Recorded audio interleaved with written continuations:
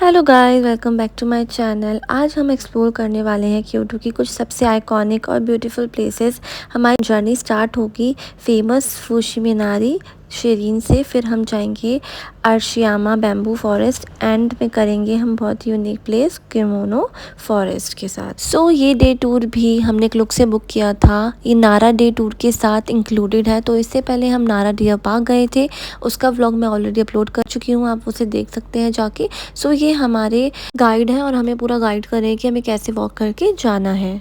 सबसे पहले हम पहुंच गए हैं फुशी मिनारी शिरीन पर, जो क्योटो की सबसे फेमस अट्रैक्शन में से एक है। टेंपल एंट्रेंस तक आते हुए आपको दोनों तरफ छोटी छोटी शॉप्स और ट्रेडिशनल जापानीज मार्केट देखने को मिलती है। यहाँ सुवेनियर, स्नैक्स और लोकल आइटम्स मिलते हैं जो जगह को और भी ज़्यादा लाइवली बना देते हैं। जितना हम टेंपल के अंदर बढ़ते हैं उतना ही यहाँ का एटमॉस्फेयर पीसफुल और स्पिरिचुअल फील होने लगता है। टेंपल के अंदर आपको ये वुडन प्लाक्स नज़र आएंगे जिन्हें एमा बोर्ड्स कहा जाता है। जापान में लोग अपनी विशेस, ड्रीम्स और प्रेयर्स इन बोर्ड्स पर लिखकर यहाँ हैंग करते हैं।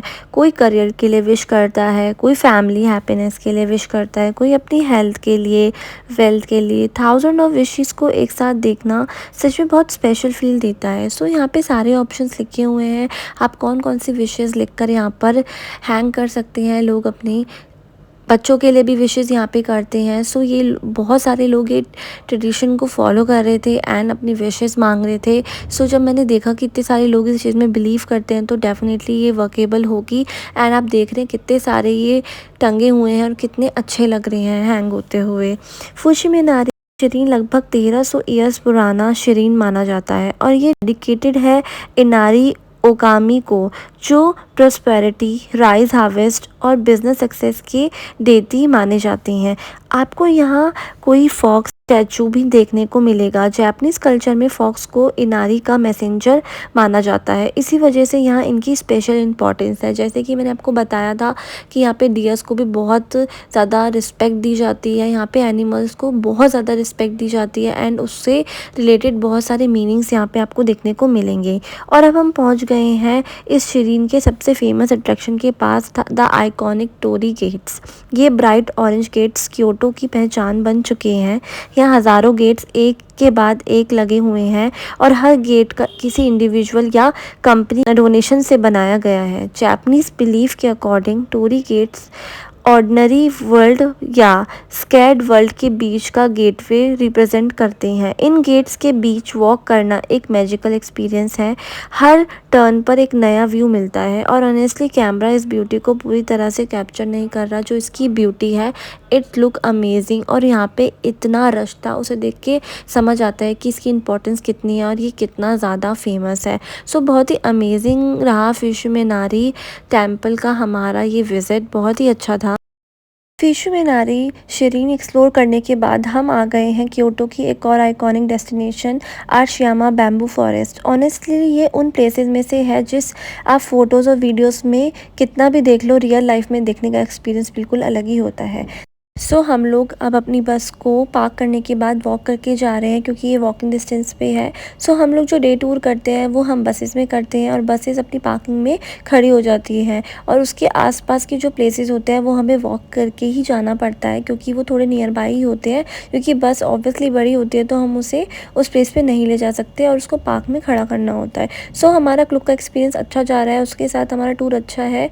एंड देन अब हम पहुँच गए हैं फॉरेस्ट के एंट्रेंस की तरफ और हमें सामने नज़र आए हैं ये जाइंट बैम्बू ट्रीज़ जो इतने टॉल है कि उन्हें टॉप से देखने के लिए गर्दन को पूरी ऊपर करनी पड़ती है। चारों तरफ सिर्फ बैम्बू ही बैम्बू था और बीच में बना हुआ नैरो पाथवे इस जगह को और भी मैजिकल फील दे रहा है। सबसे इंटरेस्टिंग बात यह है कि यहाँ के एटमॉस्फेयर बहुत पीसफुल है। क्योटो की बिजी स्ट्रीट से सिर्फ कुछ ही मिनट दूर होने के बाद भी यहाँ आकर ऐसा लगता है जैसे हम किसी कम्प्लीटली डिफरेंट वर्ल्ड में आ गए हूँ।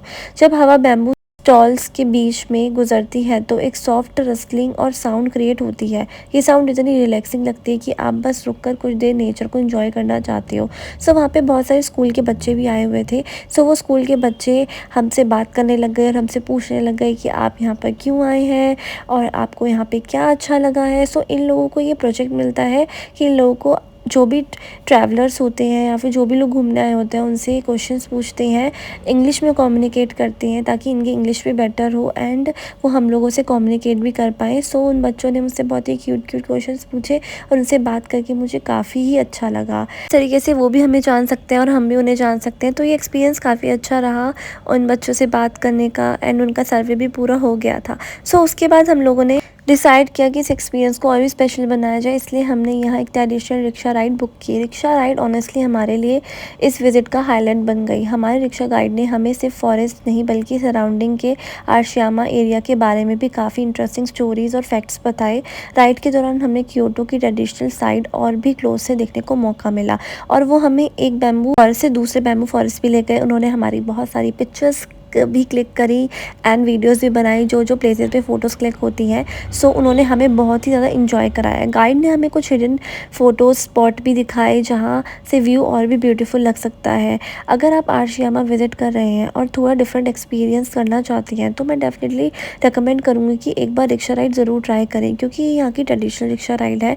ये लोग कोई पैडल करके या फिर किसी मशीन से नहीं चलाते हैं बल्कि अपने हाथों से कंधों पे रख कर उसके तरह से चलाते हैं, जो फुल ट्रेडिशन का ही पार्ट है जो पहले जापान में चला करते थे। सो ये हमें दूसरी डेस्टिनेशन पे ले आए हैं। ये सिर्फ राइड नहीं बल्कि क्योटो के कल्चर और हिस्ट्री के एक्सपीरियंस करने का एक बहुत ही अच्छा तरीका भी लगा। ओवरऑल आशियामा बैम्बू फॉरेस्ट हमारे लिए एक ऐसी जगह थी जहाँ हम नेचर, पीस और ट्रेडिशनल जापान को एक साथ एक्सपीरियंस कर पाए और इसी वजह से ये प्लेस क्योटो की सबसे मेमोरेबल स्पॉट्स में से एक बन गया एंड वो हमें इतनी दूर लेकर भी गए एंड वापस हमें उसी ही लोकेशन पे छोड़ दिया जहाँ से हमें वापस जाना था। बैम्बू फॉरेस्ट के पास में ही था केमोनो फॉरेस्ट। केमोनो फॉरेस्ट में हमारी आज की जर्नी का ये लास्ट स्टॉप है केमोनो फॉरेस्ट। पहली नज़र में ये जगह बहुत ही यूनिक और आर्टिस्टिक लगती है। यहाँ 100 इल्यूमिनेटेड पिलर्स लगे हुए हैं जिन पर traditional Japanese kimono fabric pattern display किए गए हैं। किमोनो जापान की ट्रेडिशनल ड्रेस है और केमोनो फॉरेस्ट उसी कल्चर को सेलिब्रेट करने का एक ब्यूटीफुल तरीका है। हर पिलर पर डिफरेंट कलर और पैटर्न्स हैं जो जापानीज क्राफ्टमैनशिप की ब्यूटी को शोकेस करता है। स्पेशली इवनिंग के टाइम पे जब लाइट्स ऑन होती हैं तो पूरा एरिया एक ड्रीमी और मैजिकल वाइब क्रिएट करने लगता है।